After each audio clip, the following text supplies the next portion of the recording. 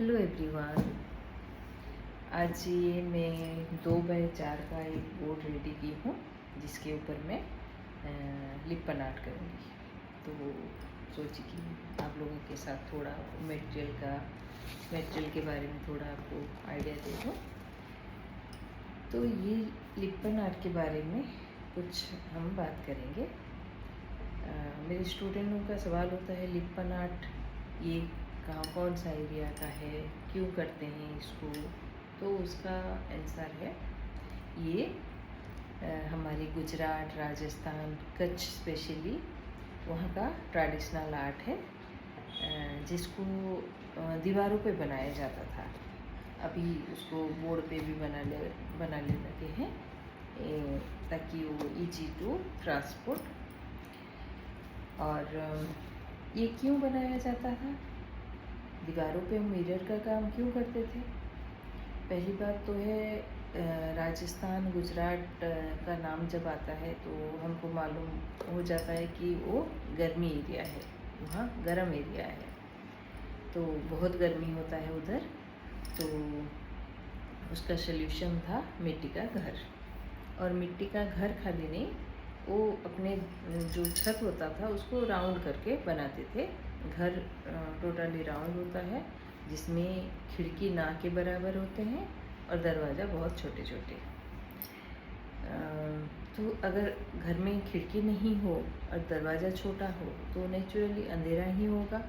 तो इससे बचने के लिए वो क्या करते थे, अपने घर को वाइट मिट्टी से लेप डालते थे और उसके ऊपर बहुत सुंदर सुंदर डिजाइन करते थे और उसके ऊपर फिर मिरर डालते थे ताकि अगर अंदर छोटा सा दिया भी अगर जलाते थे तो पूरा घर उजाला हो जाता था। तो ये हो गया उनका सल्यूशन गर्मी से बचने के लिए। तो उसी ट्रेडिशनल आर्ट जो दीवार पे बनता था, आजकल हम उसको बोर्ड पे बनाने लगे हैं अपने घर को सजाने के लिए। तो चलिए, मैं ये 2x4 का एक बोर्ड रेडी की हूँ काम करने के लिए। तो लिपन आर्ट में बेसिकली आपको जैसे मालूम पड़ा कि क्ले का काम होता है, मिरर का काम होता है। तो मार्केट में बहुत सारे पहले नेचुरल क्ले से बनाते थे, लेकिन आजकल मार्केट में बहुत सारा क्ले आ गया है जिसको यूज करके हम लिपन आर्ट कर सकते हैं। मुझे कौन सा क्ले सबसे अच्छा लगता है, ये है फेविक्रिल का मोल्डेड क्ले, जिसको मैं हो गया 8-10 साल हो गया मैं इसको यूज कर रही हूँ। तो इसके लिए बोर्ड के लिए क्या क्या चाहिए मटेरियल, ये है फेविक्रिल मोल्डेड का डब्बा। इसका छोटा छोटा पाउच भी आता है। इसमें रहता है 900 ग्राम क्ले रहता है, जिसमें रेजिन और क्ले दोनों रहता है, रेजिन और हार्डनर दोनों रहता है। ये हो गया हमारा रेजिन और ये हो गया हार्डनर, ये दोनों को मिला के काम किया जाता है। तो एक डब्बे में 10-10 पीस आता है। आप चाहे तो अगर छोटा काम करें तो छोटा पाउच भी मार्केट में अवेलेबल है, उसको लाके भी कर सकते हैं। ये हो गया क्ले। उसके बाद ये रहा जो फेविक्रिल का फैब्रिक ग्लू रहता है, इसको मैं यूज करती हूँ।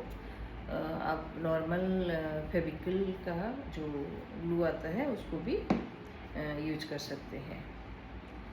ये रहा छोटा सा पाउडर का डब्बा जो बहुत ज़रूरी है काम करने के लिए, क्योंकि क्ले में अगर जैसे हम काम करते हैं तो ये हमारे स्किन के अंदर घुस जाता है, जिसको छुड़ाना बहुत मुश्किल होता है।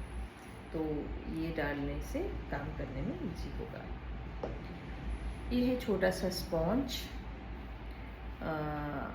ये मेरा पार्सल आता है तो उसमें से काट के रख लेती हूँ काम करने के लिए।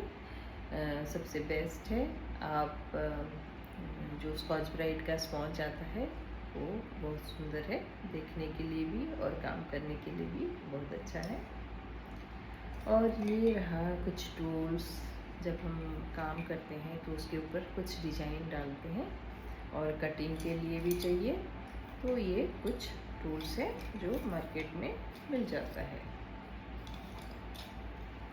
अगर ये आपके पास अवेलेबल नहीं भी हो तो आप घर में जो यूज किया हुआ पेंसिल या फिर पेन पेन का रिफिल और उसका कैप, ये बहुत सारा जो वेस्टेज चीज़ें हैं उससे भी आप टूल बना के उसको यूज कर सकते हैं। और मेन पार्ट है इसका मिरर। ये देखिए बहुत सारे छोटे बड़े मिरर हैं मेरे पास जिसको मैं यूज करती हूँ। और एक चीज़, ये एक छोटा सा बोर्ड है जिसके ऊपर क्ले का काम करना है। जब हम बोर्ड में काम करते हैं तो बोर्ड को गंदा नहीं करेंगे। ये एक हेल्पिंग टूल है। एक छोटा सा बोर्ड मैं अपने पास रखती हूँ जिसके ऊपर मैं काम करती हूँ। तो मैं अपना काम शुरू करती हूँ और बीच बीच में आपको अपना काम दिखाती रहूँगी और कंप्लीट होने के बाद पूरा आप उसका फ़ोटो देख सकते हैं। Thank you.